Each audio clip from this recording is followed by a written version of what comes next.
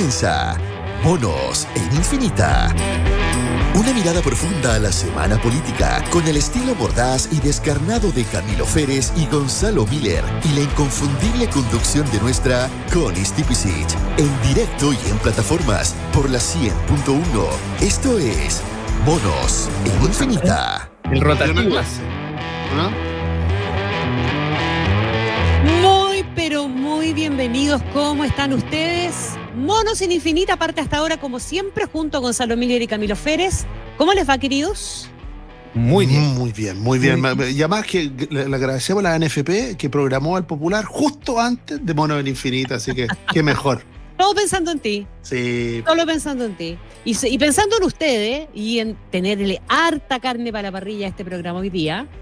Ayer entrevistamos a Juan Pablo Hermosilla en la radio. Me imagino que lo habrán escuchado. Si alguien no lo ha escuchado, esa entrevista está disponible en infinita.cl, por supuesto. Porque, mira, yo tengo recuerdos de muchas entrevistas que traen cola, pero la de ayer tuvo un montón de coletazos por razones bastante obvias. Más que Hermosilla no había hablado en detalle hasta ese minuto. Y no dejó títere con cabeza, partiendo por el gobierno, por las acusaciones de hipocresía al colegio de abogados, a la ministra Toá, que había hablado justo minutos antes y había hecho referencia al caso Hermosilla. Por supuesto que a la intervención del presidente de la República, que fue catalogada a lo menos de imprudente, y anunció el recurso de amparo que presentó luego, que se consiguió el traslado de la cárcel de Santiago 1 a Capitán Llaver. Bueno, pero vamos a seguir probablemente recogiendo las esquilas, particularmente porque una de las cosas que dijo, entre varias de las que nos vamos a hacer cargo, obviamente también, ¿verdad?, fue que abriéramos el celular completo de Hermosilla, entonces, porque hasta cuándo íbamos a hacer el cherry picking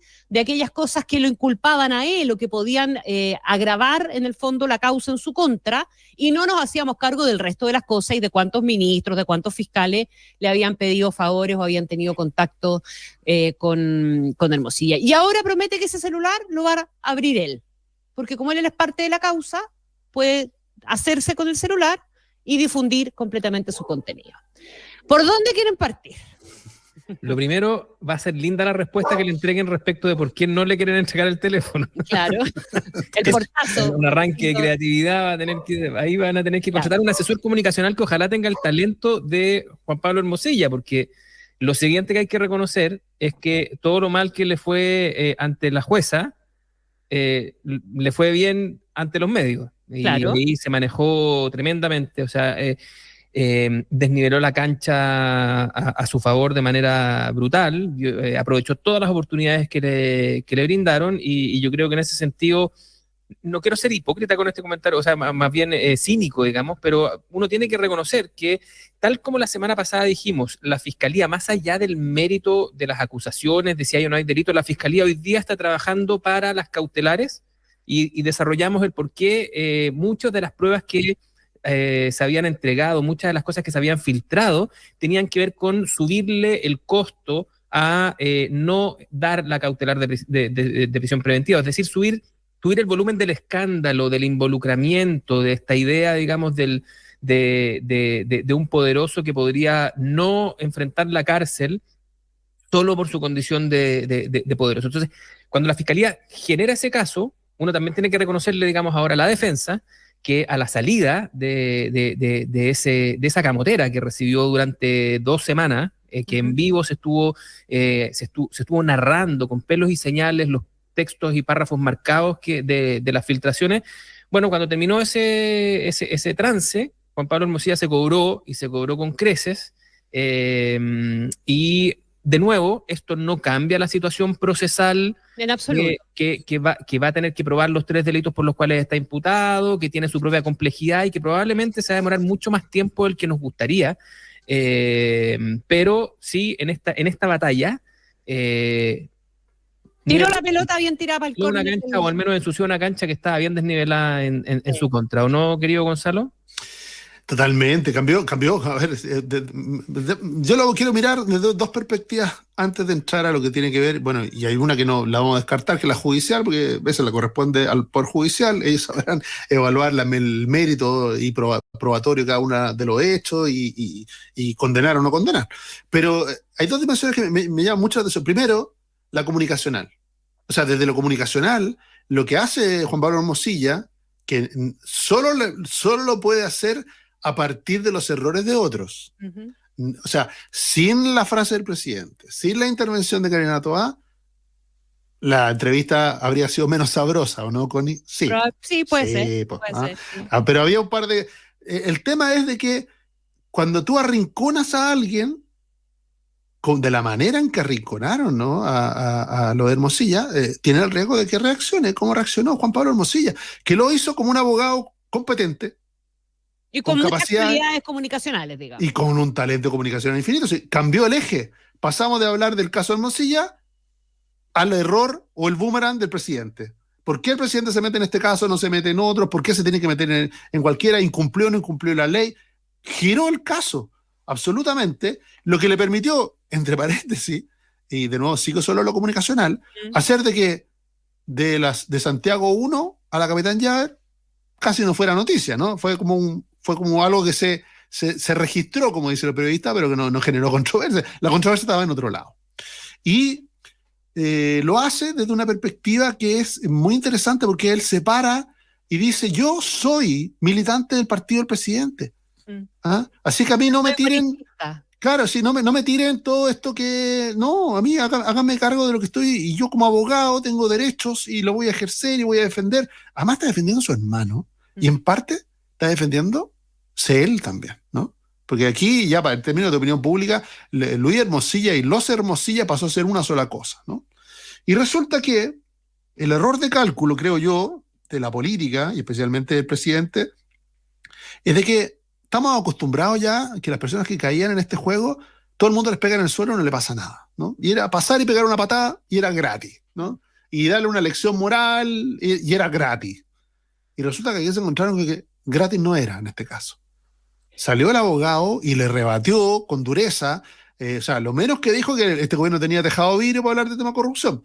O sea, de ahí para abajo, y se empezó a meter duramente desde lo jurídico, con un discurso, es verdad, desde la defensa, pero interpelando, ¿no?, las actuaciones y cuestionando las actuaciones.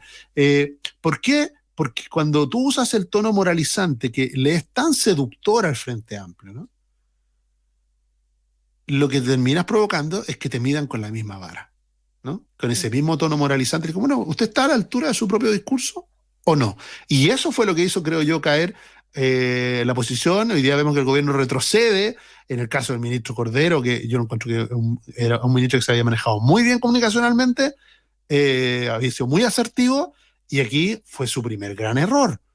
Y un error que después lo tuvo dando explicaciones. Ayer Hermosilla le sacó literalmente los chorros del canasto Cordero, cosa que yo no había visto nunca. Claro, pero no solamente lo sacó de su templanza, sino que lo arrinconó y lo dejó dando explicaciones. Le ninguneó el título. Sí, pero sí, de una forma bastante... Ahora, yo creo que parte del mérito, además, también de la estrategia que usó Hermosilla ayer, que yo creo que en un caso puede tener una duración mayor que en el otro. Ya el gobierno le puso un poco paño frío hoy día, y bien dijo Cordero, creo yo, que no puede lograr por la prensa lo que no puede lograr en la sala de audiencia, y eso va a hacer probablemente que esta cuestión decline mientras el gobierno no pique de vuelta.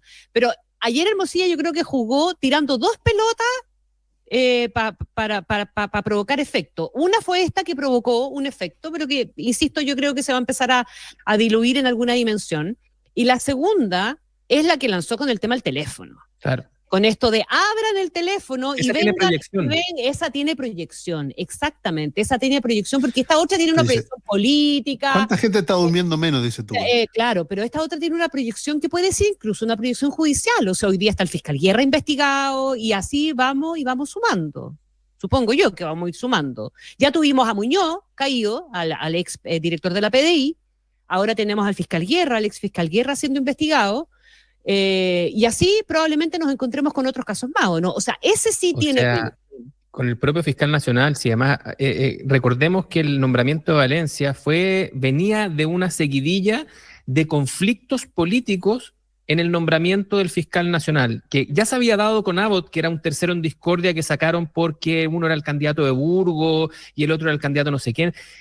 Yo estaba recordando además, durante ese episodio, además, salieron hasta operadores judiciales a quejarse de que no tenía las competencias del fiscal porque ellos tenían otros candidatos. O sea, fue un periodo bien bizarro.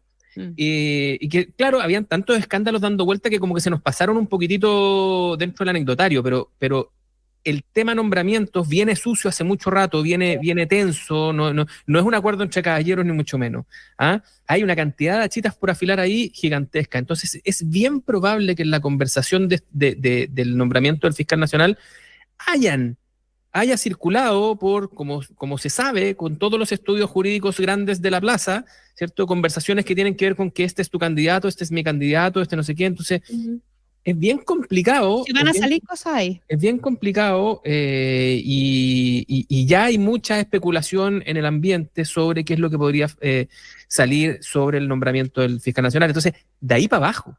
Ahí más Sí. jueces, otros, ¿sí? Y de ahí a Sanhattan también. No, porque además No, son los que tienen que conducir la investigación después. Entonces, no me refiero a que vaya a terminar esto con la carrera del fiscal, ni mucho menos, porque puede ser una cuestión súper anecdótica o puede ser una cuestión fea, impresentable, pero que no constituya un mayor problema. Pero, wow. Yo creo que lo que hace Juan Pablo Morcilla siempre está en el margen de la defensa. ¿Ah? No hay que olvidarse que él es un gran abogado penalista y está en este caso, en el caso de la defensa, más jugándose todo, ¿no? El todo por el todo respecto de esta oportunidad. ¿Y por qué lo digo? Porque en el fondo él lo que hace es, yo no lo leo en el tono de amenaza, ¿no? Dice, oh, cuidado, que voy a contar todos los que están aquí, sino decirle, si usted intencionadamente, fiscalía o gobierno o el que fuere, ¿no?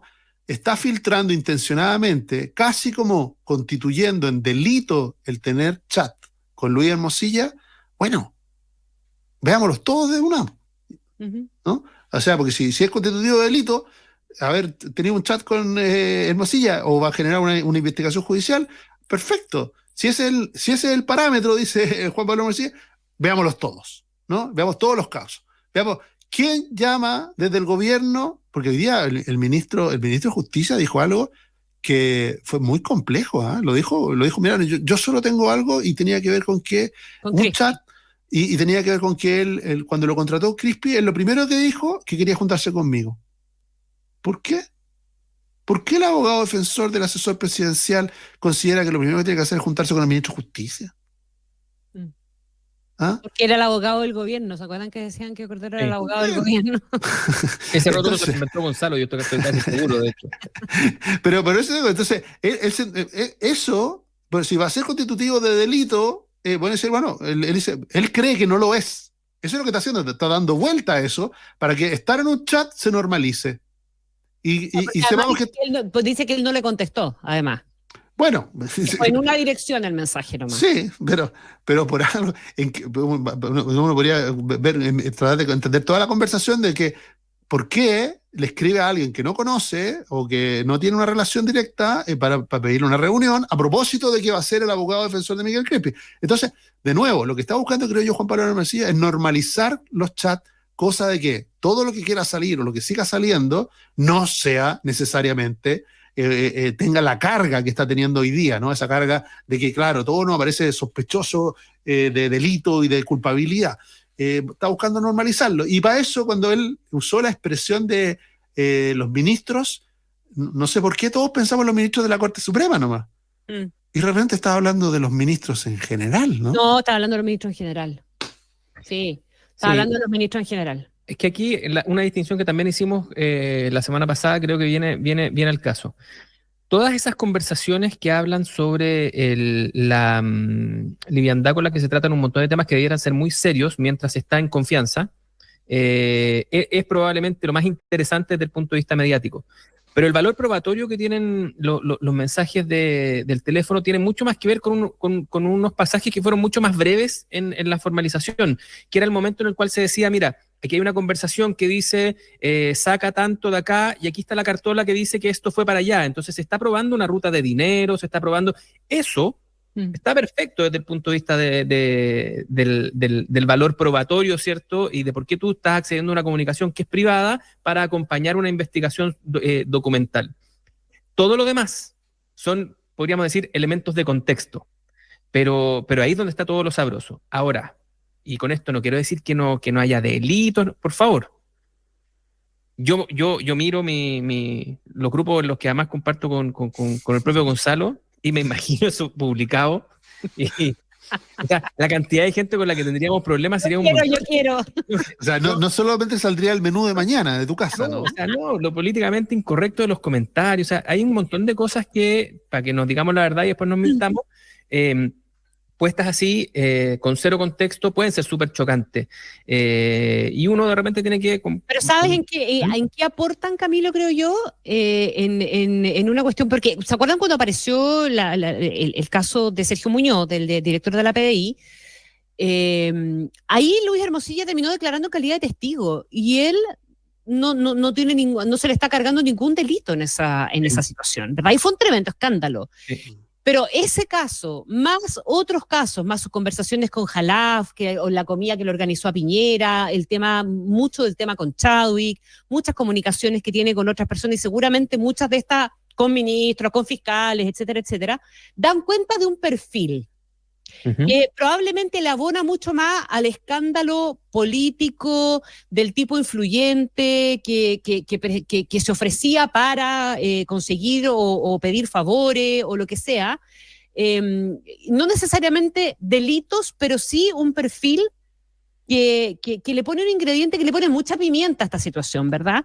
Que no, insisto, no son delitos, pero termina de perfilar a un personaje y esa es una cuestión que es difícil de separar de la causa judicial. Por eso son elementos de contexto. Y en la parte en la que vimos, además era súper importante para el fiscal porque lo que él quería probar es que lo mismo que él dijo, que era un consejero delictual. Y que finalmente lo que estaba ofreciendo no era un traficador de influencia, pero ofrecía profesional, sino que más bien estaba siendo parte de una organización en su calidad de eslabón legal políticamente conectado. Entonces, claro, eso que le permite a él juntar los dos casos, el de infracción a la ley de banco y los delitos económicos que tienen que ver con Factop, con el caso Audio, yo creo que por eso la construcción de ese personaje era tan importante. Tal cual. Ahora, yo creo que perdón, Connie, pero el factor político solo entorpece la investigación necesaria y la determinación de los delitos, ¿no? Que ya tienen su propio peso y su propia gravedad y sobre todo el que se haga justicia, ¿no? Yo creo que si al final del día es lo que esta genialidad de la entrevista o del posicionamiento comunicacional que logra Juan Pablo Hermosilla, ¿lo hace a propósito de qué? ¿O dónde? ¿Qué palanca usa? Porque hay una indignación respecto de este tipo de situaciones por parte de la ciudadanía, sin duda, ¿no? En la lógica de los abusos. Pero él le regalan, por decirlo, otra palanca que indigna igual a la persona, el aprovechamiento político de algo. Decirle como, mira, sobregirarse en tratar de tener una cosecha política a partir de este caso. Eso es lo que le revienta al gobierno y lo que aprovecha de alguna manera Hermosilla, porque si no fuera así, en el fondo lo que termina pasando es que, de nuevo, es la frase del presidente o es las frases que han venido de las ministras del gobierno las que le han dado a él la oportunidad de generar controversia y de cambiar el eje hacia un eje que a la gente le molesta igualmente que el del abuso, ¿no? ¿Pero tú crees que alguien se vista... ¿El aplausómetro de Boric no subió con lo que dijo? No, yo creo, no, sí, por eso hago la diferencia. Él dice algo que la mayoría de las personas sienten y creen. Sí. Ahora, cuando eso uno le da un giro más y lo trata de transformar en un rédito político que diferencia de otros sectores, ¿verdad? Es ahí donde la gente dice, pero a ver, lo voy a medir a usted con este mismo barómetro. Y es ahí donde dice, parece que usted tampoco lo cumple. Pero por lo mismo yo creo que ese no es el foco principal. Yo creo que el foco principal de lo que hizo todo lo demás, porque algunas también son bien destempladas, esta misma cuestión de andar roteando a los ministros, recetarse decirle que la ministra y que el presidente no son abogados, aunque lo dicen positivo, digamos, estudiaron derecho. Así que algo deben entender. O sea, toda esa cuestión puede ser súper sobregirado. Yo creo que el foco principal de él es, y no es nuevo, es la idea de la élite no se agota en los comentarios que fueron seleccionados en este juicio. La élite, ustedes saben que es más amplia. Y, oye, por lo demás, cuenta la leyenda, vamos a decir, la leyenda que cuando estalla el caso Penta, y cuando comienza a llegarle el agua de vuelta a Peñailillo, habría entrado en su minuto Enrique Correa a La Moneda a decir, abro comillas, de lo que cuenta la leyenda. Aquí o amputamos o entramos todos a pabellón. Cierro de comillas. Aplicable ahora. Es exactamente lo mismo. O sea, finalmente, y en ese tiempo además se decía que lo de Correa tenía directa relación no con salvar a alguien que estuviese próximo a salir, sino que al propio Peñailillo. Y fíjate que, Camilo, de alguna manera, toda esta argumentación que armó Juan Pablo Hermosilla, que yo me imagino que la haber tenido un poco pensada antes de la conversación, fue en respuesta a una pregunta que tenía que ver justamente con eso, que fue con la que partimos la conversación con Juan Manuel, que fue: ¿de qué manera se prepara la defensa para la estantería que se le viene encima, considerando que esto es mucho más que solo el caso Audios? Entonces, en esa dimensión, que él la tiene súper clara y la tenía calculadísima, digamos, es que tira las dos pelotas estas de las que yo creo va a terminar rebotando mucho más el caso Audio. ¿Alguien se compra que Luis Hermosilla es un conejillo, un chivo expiatorio, como sostiene su abogado? No. Yo no me lo compro, pero aquí, no, mira, yo si soy de derecho, que creo en la responsabilidad individual. Aquí hay que ver y tendrá que dar respuesta de todo, defenderse, explicar. Tiene mucho que explicar, sí. Está difícil explicar tanto. Sí. Cuando estás metido en tantos bailes distintos y se transforma como en un modo operandi el estar bailando permanentemente. Pero de nuevo, son figuras, si uno lo mira en dimensión. Los hermanos de Hermosilla han sido los abogados de los últimos, contando a este gobierno, de los últimos 4 gobiernos, 5 gobiernos. O sea, ya 20 años en La Moneda. Así, recordando esa anécdota que contaba siempre Camilo, ¿no? Que decirle que Hermoso decía aquí, los presidentes cambian, pero los invitados son siempre los mismos. Ellos han defendido a los presidentes y a la gente de La Moneda en los últimos 20 años. Entonces, la red intrincada de... Claro, a propósito de la debilidad institucional que tenemos nombramiento. Tengo este Hermosilla y si no le gusta tengo este otro. Claro, pues entonces... Escoja por la derecha o por la izquierda. Entonces, aparecer tan sorprendidos hoy día de que estos dos habitantes de esos pasillos tengan las relaciones que tengan las conexiones que tienen, ¿no? Conversen con las personas que conversaban, me parece también que hay un poquito de cinismo en eso, ¿no? De tanta sorpresa. Ya, y otro dicho que someto aquí a vuestro escrutinio, que hoy día Luis Hermosilla es el ciudadano más constitucionalmente desprovisto de la República. Que eso fue otra cosa que dijo Juan Pablo Hermosilla también. Tampoco. No, sí, la línea de la victimización está difícil. Sí, pero hay una cosa que yo creo que sí, yo creo que más que los dichos, aquí uno tiene que decir cuán viejo es este comportamiento. ¿Cuál? ¿El de victimizarse? Frente al que estamos. El de la sociedad y el de la víctima. Mira, es tan viejo que está en la Biblia. ¿Sí? ¿Cómo uno interpreta la idea de que el que esté libre de pecado lance la primera piedra? ¿Qué es lo que le precedía a eso? Precisamente el linchamiento público del pillado. Claro.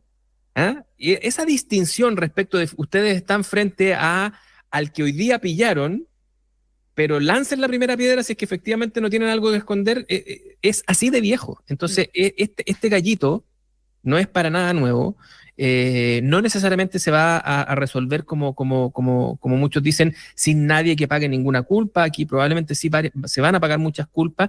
Hay que asumir además que efectivamente lo más probable es que al menos Luis Hermosilla no pueda volver a ejercer como abogado, porque sí quedó despojado de todo el halo de aquello que vendía. Pero hay que ver si es que le van a poder probar uno o más de los delitos por los cuales está imputado. Pero lo otro yo lo matizaría, no es ni la super víctima, ni tampoco el chivo expiatorio, ni mucho menos. Además que con una condena no puede ejercer, ¿cierto, Gonzalo? Sí, no podría, pero menos en materia penal, eso sería ya Pero hay un punto, me gusta lo que dice Camilo, o sea, hay un punto que coincido plenamente, decirle que aquí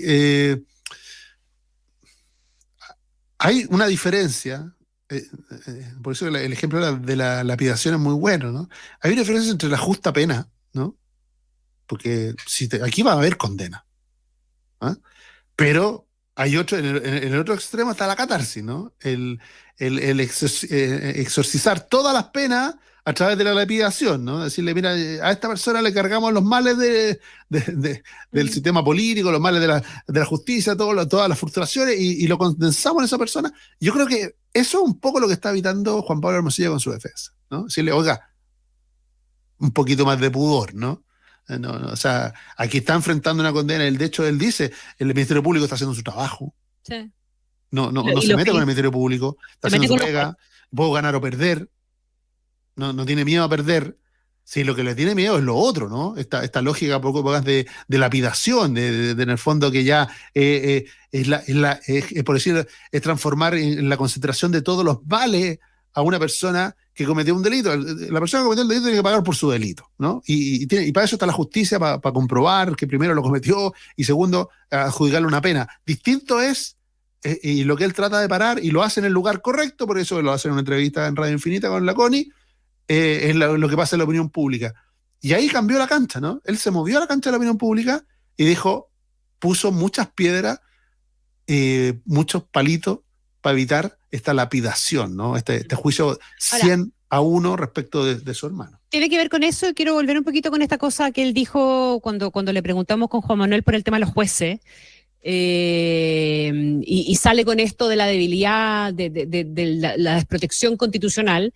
Los jueces la van a tener difícil en instancias superiores con este caso, porque están puestos en tela de juicio también. O sea, producto de los chats hay una indagación ética al interior de la Corte Suprema, hay jueces dando explicaciones, está el caso de Jean-Pierre Matus, ¿verdad?, que ha tenido que dar explicaciones innumerables veces sin lograr convencer mucho a nadie todavía. Entonces, ¿qué van a hacer los jueces con esta papa caliente en la mano?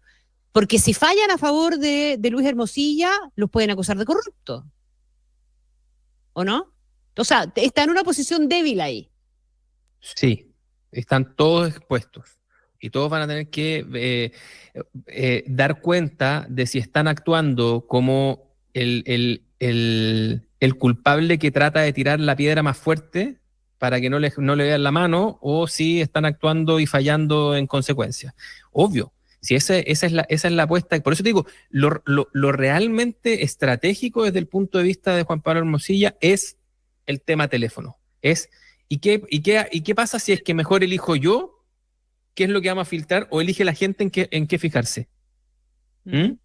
Si cambiamos esa discrecionalidad. Y ahí es donde está esta idea, por eso te usaba el ejemplo de Correa, digamos, de ojo, que tal vez tengamos que entrar todos a pabellón.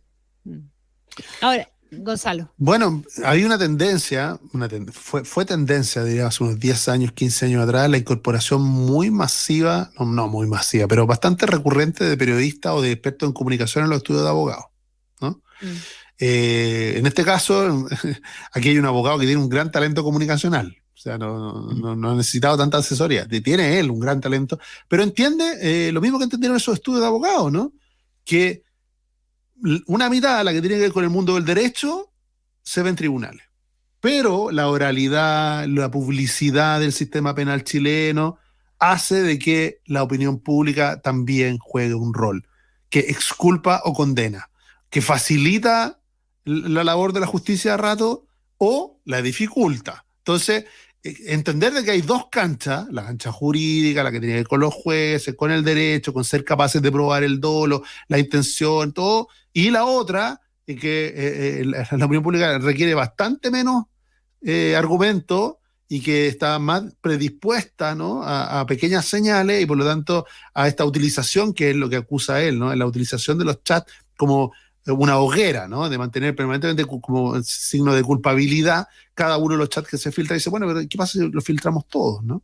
Y él dice, y se acaba esto. O sea, que no me sigan sacando de la lonjita, digo, pongamos todo arriba, las 70.000 páginas, y que la gente elija los malos libremente, ¿no?, con todo arriba de la mesa, y no que alguien esté eligiendo un camino, construyendo, ¿no es cierto?, la causa desde la opinión pública.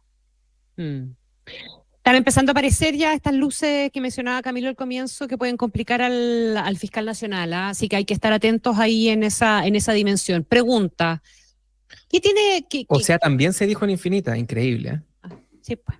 Ya no, vamos a anotar puros porotos. Oye, Mario Desbordes está diciendo que Andrés Chadwick tendría que ponerse a disposición de la justicia. ¿Para qué? Yo creo que lo que hace Mario un poco es decir, de nuevo, aquí hay dos cosas. Una, esperar de que las cosas decanten y tratar de evitar, ¿no? Evitar lo que se considera una sobreexposición. Y la otra es tomar la decisión de ir de frente y sobreexponerse. Un poco lo que hizo él, ¿no? ¿Te acuerdas cuando fue cuestionado a propósito del INDH que se corrigió contra él? Si él no hubiera reaccionado como reaccionó, creyéndose de vuelta, poniéndose a disposición de la fiscalía, eso podría haber durado un mes y habría liquidado su campaña. Y resulta que la manera en que lo enfrentó terminó liquidando, matando el tema en menos de una semana. Y no olvidamos del tema. Lo despachamos, ¿no? Sin que haya ninguna resolución de nada, pero el tema como que se ¿por qué? Por la actitud de aquel que se siente que comunicacionalmente lo que se determina es que la actitud de indignación moral que es muy natural en aquel inocente que se ha agraviado con una acusación injusta, ¿no? Y que esa indignación moral se tiene que notar. Yo creo que va un poco por ahí la recomendación de decirle, ¿sabe qué? De repente si ya salga de esto de una. Salga de esto de una, métase, ofrezca a declarar en lo que necesiten como testigo, pero es buena mismo, hasta ahora lo que dijo el fiscal, dijo, hasta ahora lo que observo, no observo delito, o sea, respecto a las múltiples menciones a la figura del exministro del Interior. Gonzalo, es buena la explicación de Gonzalo, pero no le creo. ¿Cómo así? Yo tengo la impresión de que la dureza de Bordes con Chadwick, la dureza de Evelyn Matei con Chadwick, tiene mucho que ver con el rol que estaba cumpliendo Chadwick en la operación Cubillos, que como tú nos adelantaste dentro de los temas hoy día, Connie, además no quiso ir a la presentación de la candidatura de la que se supone es su candidata hasta el día de hoy, o uno debiese asumir que es su candidata, digamos, igual que no fue Carter, pero Carter... Los dos que uno presupone tienen las pretensiones. Pero Carter por lo menos lo ha transparentado, o sea, aquí hay otra cuestión. Entonces, tengo las sensaciones, un pálpito nomás, de que esto tiene harto de achitas por afilar interna y no esta como consultoría generosa que dice Gonzalo, de decirle cómo es mejor afrontar un problema como este yendo de frente. Me gusta lo que dice Gonzalo, pero no me checa, como dicen los mexicanos. ¿No te sí, checa? pero perdón, solo para validar un punto, independiente de que obviamente uno puede elegir libremente a quién creerle y quién no, pero lo que hace Desbordes es responder una pregunta, que es lo mismo que hace Evelyn Matei. Ellos dicen, yo voy a tener que estar dando explicaciones, ¡pum!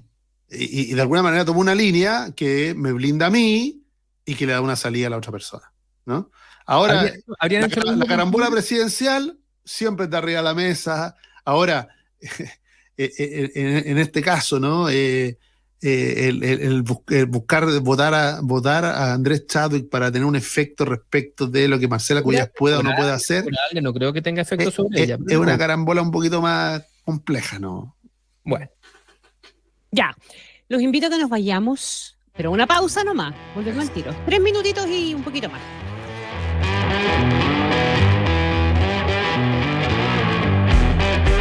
Escuchas Monos en Infinita con Connie Stipicic, Camilo Férez y Gonzalo Miller. Pausa y ya volvemos. ¿Quieres remodelar tu casa? Ven a CHC y encuentra la tendencia global en revestimientos, porcelanatos, grés, cerámicas, pisos vinílicos, orgánicos, laminados, SPC, pinturas, alfombras, paneles decorativos y acústicos. Todos los revestimientos del mundo están en CHC. En CHC encuentran más de 40 marcas, con todo lo que necesitas para inspirarte en la creación de tu espacio ideal. Te esperamos en nuestros salones junto a una asesoría experta. Revisa nuestros horarios en chc.cl.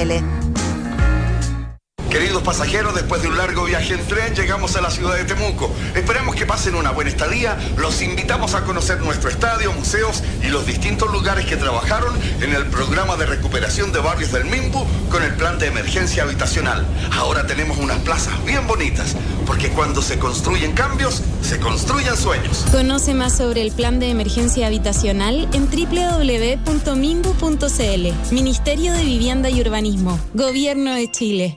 Comprar local es un acto de apoyo. Es movilizar a más del 90% de las empresas chilenas, esas que impulsan a millones de familias. Un pequeño gesto genera un gran impacto. Con solo apretar un botón puedes mover al país. Más de 30.000 pymes te esperan. Mercado Libre, lo mejor está llegando. La vida de un niño con cáncer puede ser muy difícil. ¡Te vas a perder varios penales! Antonia Ramírez, a la pizarra. Vas a pasar muchos años estudiando y muchos más trabajando.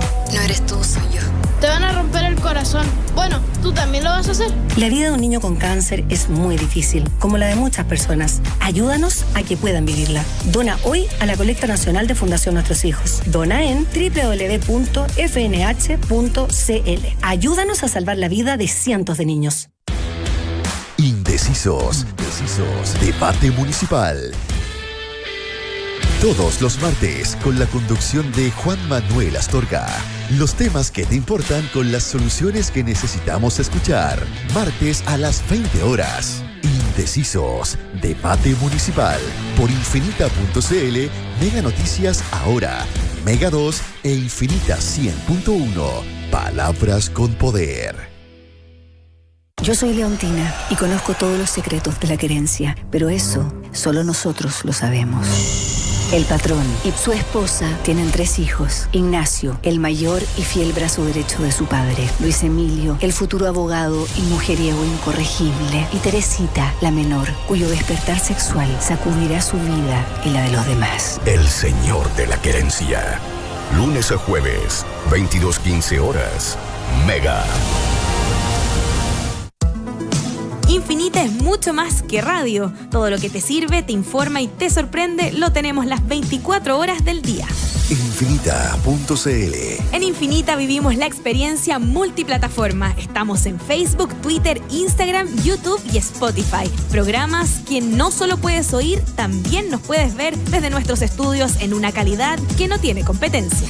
Es Infinita por la 100.1 e Infinita.cl y todas sus plataformas. Infinita, palabras con poder. En Infinita te acompañamos las 24 horas. Son las 8:39. Estamos de vuelta con Monos en Infinita, junto a Connie Stipicic, Camilo Férez y Gonzalo Miller.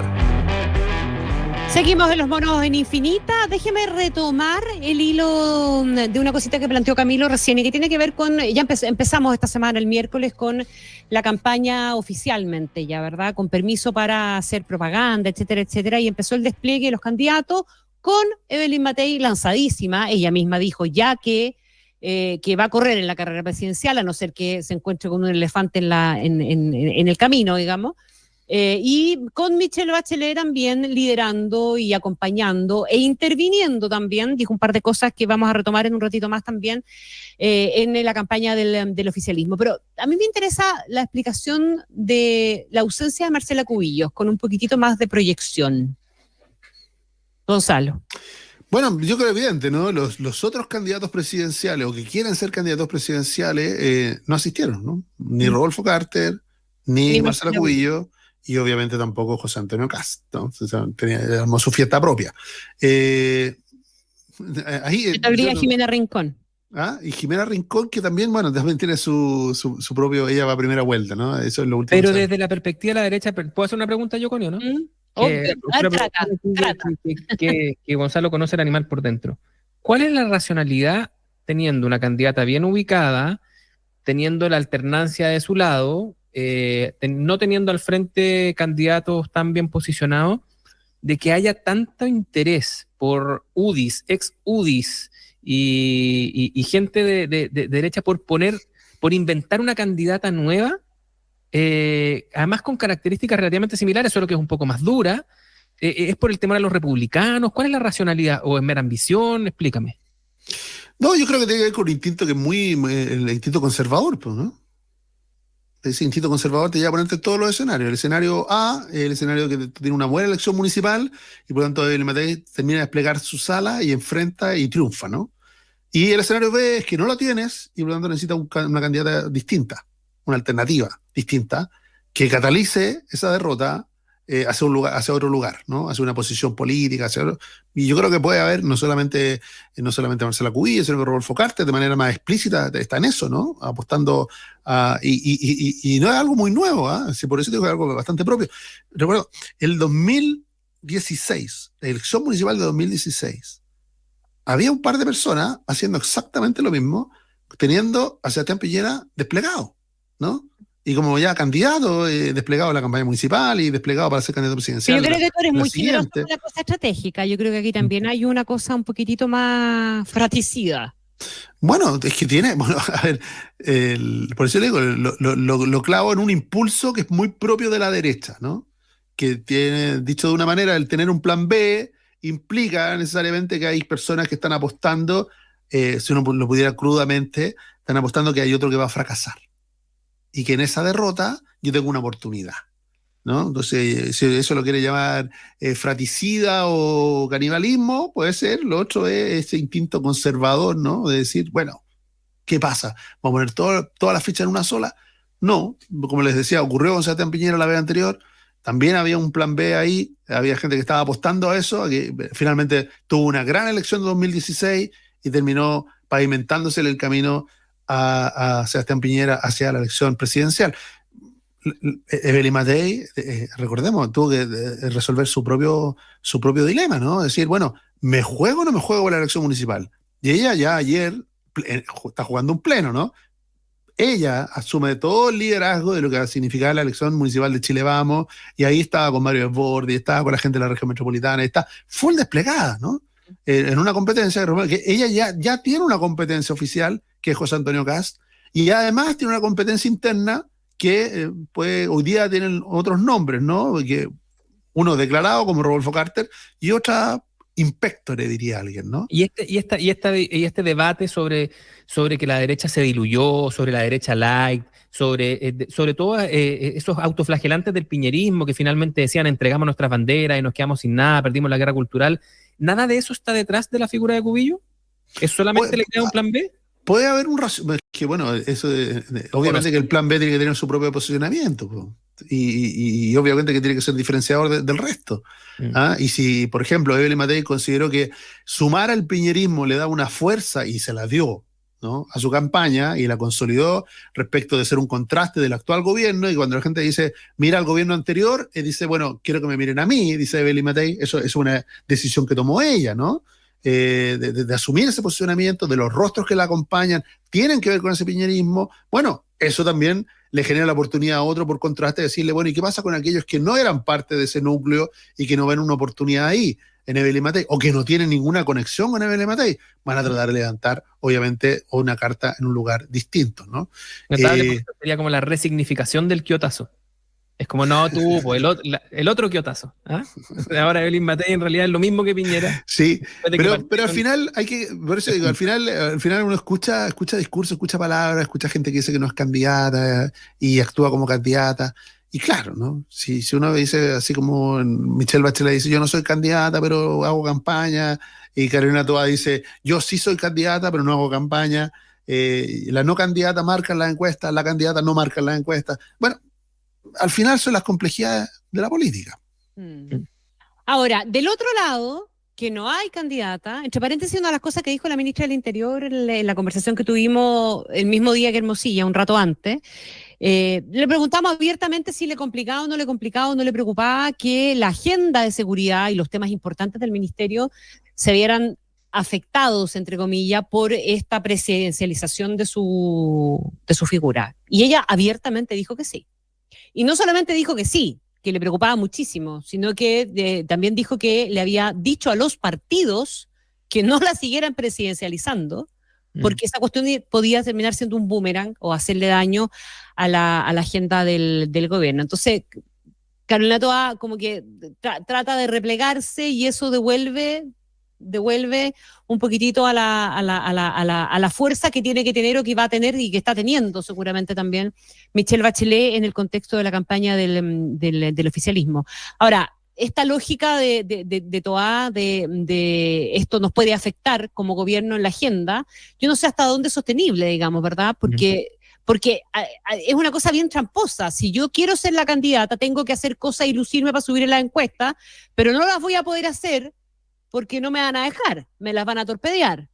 Okay. Es un zapato chino bien complejo. O incluso si es que no está pensando que esas son cosas para lucirse, los KPI que ella tiene como ministra del Interior son avanzar en ciertas materias que, por una razón bien lógica, la oposición no las va a tratar con los niveles de acuerdo que se requieren en tanto ella sea la candidata del gobierno para la siguiente elección.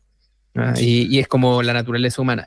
¿Por qué? Porque, como hemos dicho incansablemente en este programa, el factor que sobredetermina la realidad política hoy día son las elecciones. Entonces, todo es un juego de tiempo, y esto Miller siempre lo recalca mucho. La política es espacio y tiempo. Y todos pueden tener una tesis respecto de si Evelyn Matei salió demasiado anticipada, si es que no. En este caso pasa un poco lo mismo. Piensa tú que incluso en otros conflictos, como en el caso del PC, hay un factor tiempo que nosotros de repente lo dejamos de lado, y es súper importante porque se supone que el PC va a resolver su disputa interna en el mes de diciembre, ¿cierto? Cuando termina su congreso, y por lo tanto eso más o menos va a dar luces de cómo salió parado. Bueno, pero los candidatos del PC, a los que va a inscribir el partido, tienen que tomar decisiones, tienen que hacer un gesto de confianza respecto de la directiva de su partido, y tienen que apostar a que, si por ejemplo, si gana Carmona, si gana la tesis de Carmona, porque puede ser que no sea él la persona, pero que si gana la tesis de Carmona, ellos no van a ser perjudicados por ese partido cuando quieran ser candidatos. Y ahí está nada menos que Carol Cariola, están los ministros Cataldo, está la ministra Jara, o sea, ellos que van a tener que firmar un cheque en blanco, porque si es que salen del gobierno, van a tener que salir en noviembre. Y no van a saber cómo se va a haber resuelto este problema.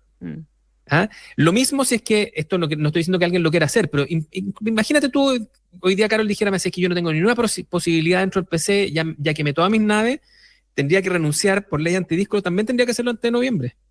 Claro. Y por lo tanto, tienen un plazo. Lo que te quiero decir con esto es que el tema plazos comienza a tomar distintas dimensiones según dónde tú estés parado.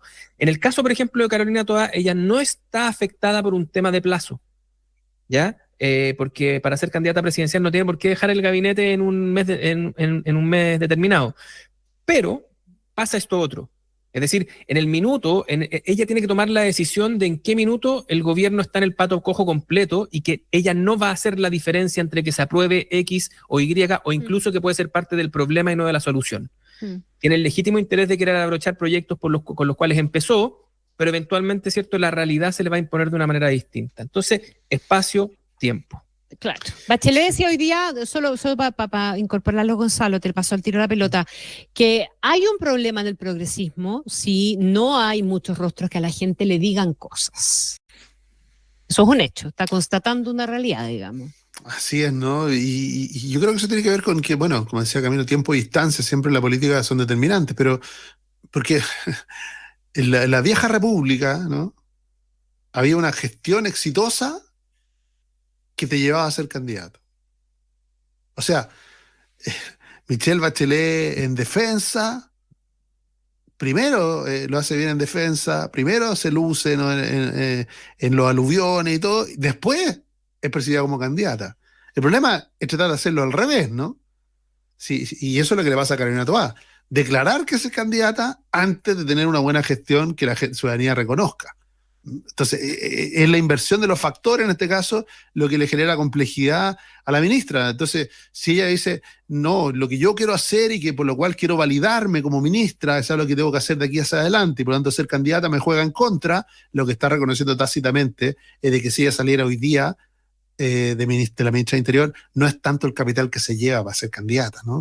Sino que ella, la expectativa de ella es de que lo que logre de aquí hacia adelante, de aquí a marzo, sea un capital que le permita. Tiene la complejidad esa, ¿no? De primero ser candidata y después tratar de hacer una buena gestión.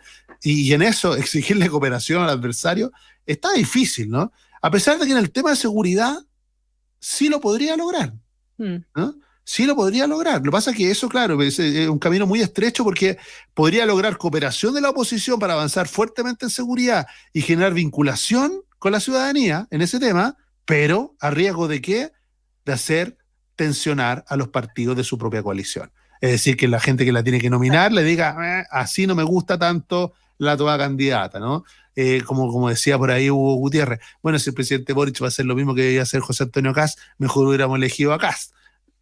En el límite, ¿no? De la crítica ya destemplada, decirle, bueno, si va a tener el mismo discurso, va a aprobar las mismas leyes, mejor hubiéramos votado por Kast, dice Hugo Gutiérrez. Eso es lo que en el fondo tiene que evitar Carolina Toá, decirle, bueno, si me sale todo, pero lo hago todo con la oposición, ¿me rindo o no me rinde respecto a aquellos grupos que yo necesito representar? Es compleja la ecuación para la candidata ministra, ¿no? Es bien compleja, es bien compleja. Oye, quiero volver un segundito sobre el tema de los chats, porque está medio reporteando aquí. Están andando los chats. Con ustedes. Y el consenso a esta altura es que Juan Pablo Hermosilla ya comenzó con las filtraciones. Y contrario a lo que dijo al aire, esto que no tenía ningún cuestionamiento a la acción del Ministerio Público, ni tampoco de los fiscales, partió por el Ministerio Público. Aparentemente son dos las revelaciones que hay. Una es la que tiene relación con la fiscal regional metropolitana, la fiscal Parra, que es la que lleva el caso por una relación que ella habría tenido anterior de trabajo con Juan Pablo Hermosilla durante el caso Reilly.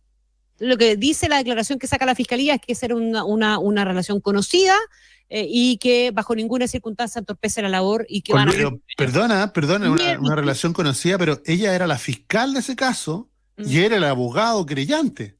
Claro, pero tuvieron ahí un chateo en algún momento. No, porque digamos, era un abogado hablando con la fiscal, digamos, ¿eh? Era el abogado creyente hablando con la fiscal. Pero es lo mismo tiene un punto Gonzalo, porque o decimos que es normal que los abogados hablen con los fiscales, o no es normal. O no es normal, pero tenemos que tomar las dos decisiones. No, aquí por eso, esta cuestión va a traer más esquila. Y lo otro que no tenemos todavía una comunicación del Ministerio Público, bien digo, es que va a salir también una revelación respecto del fiscal nacional.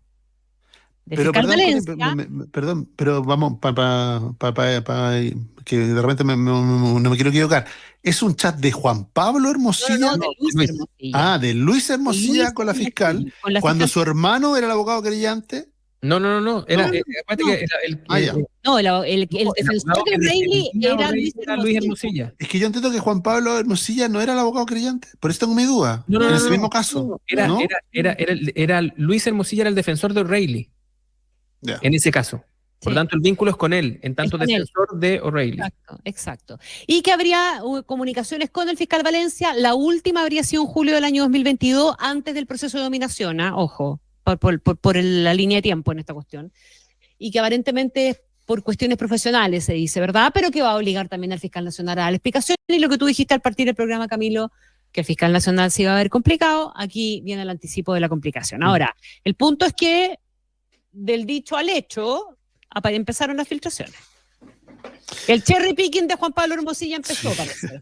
Un cherry picking y dos más. Claro, y dos más. Ya, eso era un paréntesis para actualizar un poquito porque esto está en proceso activo, como ustedes saben. Ya, los últimos minutos, porque nos quedan 5 o 6 minutos de programa todavía. Volvamos un poquito sobre algunas otras cositas más que han estado pasando con el Partido Comunista, dentro del Partido Comunista, entre el Partido Comunista y el resto del mundo. No sé si pueden decir, el Partido Comunista particularmente fue una intervención de la diputada Carmen Hertz, diciendo que en Venezuela había más libertad de expresión que en Chile. Nosotros hoy en la mañana hicimos una larga conversación con Juan Manuel enumerando la cantidad de medios cerrados, la cantidad de periodistas exiliados, los periodistas que funcionan, que no son periodistas, sino que son entes de inteligencia artificial. Que hay más libertad de expresión para Maduro, que no la dejaron terminar.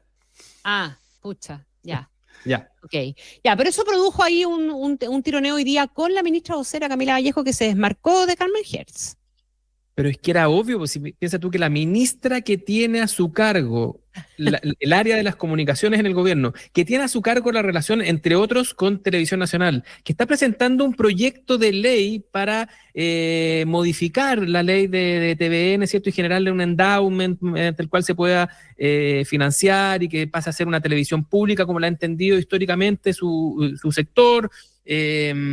O no todo como lo han entendido históricamente, pero por lo menos con ese discurso, digamos, de que hoy día no sería televisión pública, sino que sería televisión comercial. Es Camila Vallejo. O sea, el nivel de deterioro del afecto societatis al interior del PC hace que el disparo de Carmen Hertz vaya al corazón de la principal ministra y la principal agenda de la principal ministra de su partido. De eso estamos hablando. O sea, es Camila Vallejo la que trajo a Reporteros Sin Fronteras acá, la que entregó el premio respecto a la libertad de expresión, y por eso ella sale a responderle diciendo, oye, Chile mejoró en el ranking Tuvimos más de 30 puntos en ese ranking. Claro, y esa es mi gestión. Casi le faltó decir eso nomás. O sea, nosotros llegamos para acá y no era muy bueno, pero subimos 30 puntos en esta gestión, ¿cierto? Y Venezuela bajó 100 puntos. Entonces, ¿de qué estamos hablando? Pero así están las cosas en el PC. Esa es la cruda realidad.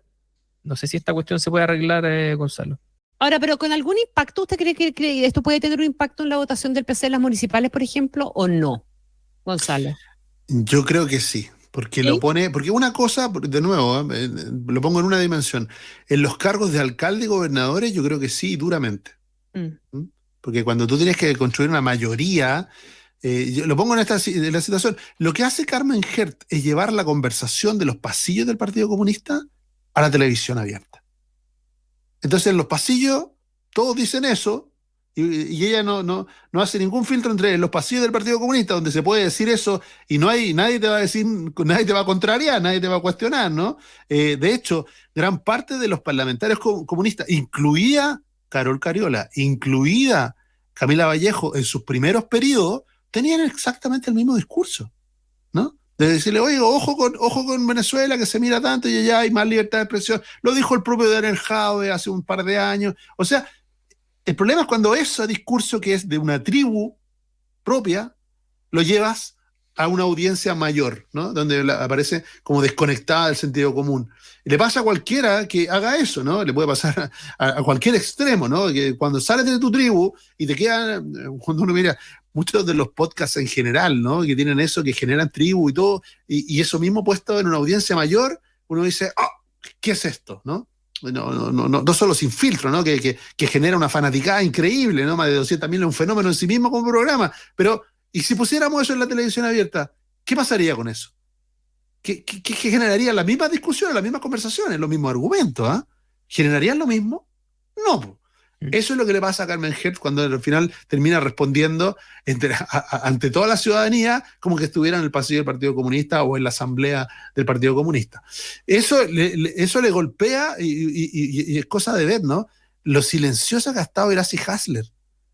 Lleva 2 semanas en silencio porque no sabe cómo salir, o sea, no le dan un espacio, no le dan un respiro. Resulta que eso va de la mano con que las encuestas van abriéndose entre Mario Desbordes e Gracie Hasler, a pesar de que ella, lo que tiene todos los días o todos los lunes pauta, ¿no? De seguridad y todo, pero no logra posicionarse. ¿Por qué? Porque el Partido Comunista la arrastra a una posición donde ella o tiene que dar explicaciones o se tiene que desmarcar de su partido.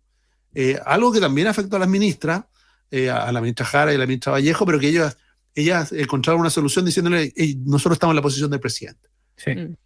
O sea, de hecho es tan evidente que la posición de Carmona y compañía es generar una guerra civil, que ya tomaron la decisión de que prefieren tensionar al partido y quedarse con el partido.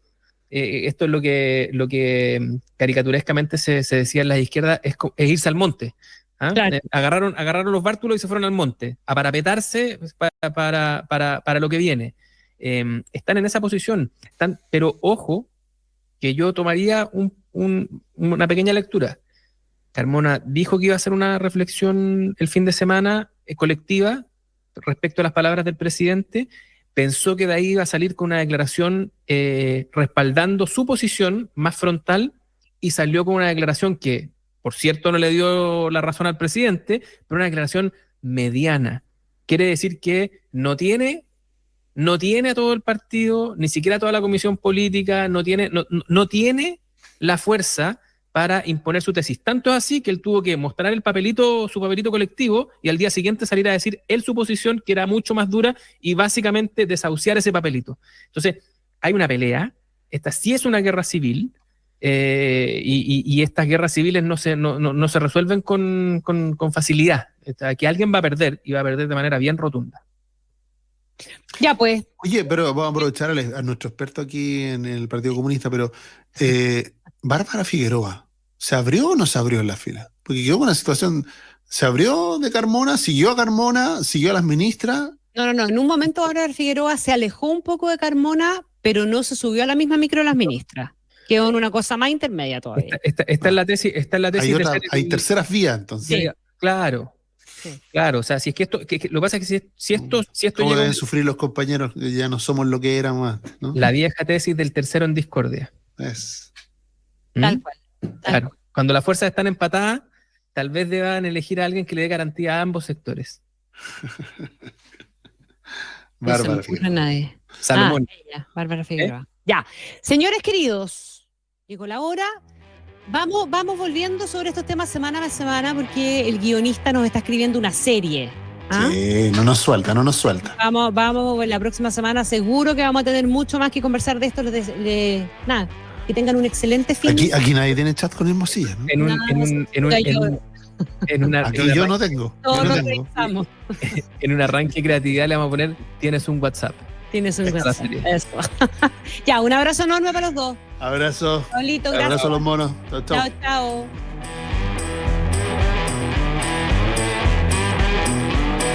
Aquí termina Monos en Infinita. Una mirada profunda a la semana política, con el estilo mordaz y descarnado de Camilo Férez y Gonzalo Miller, y la inconfundible conducción de nuestra Connie Stipicic, en directo y en plataformas por la 100.1. Esto fue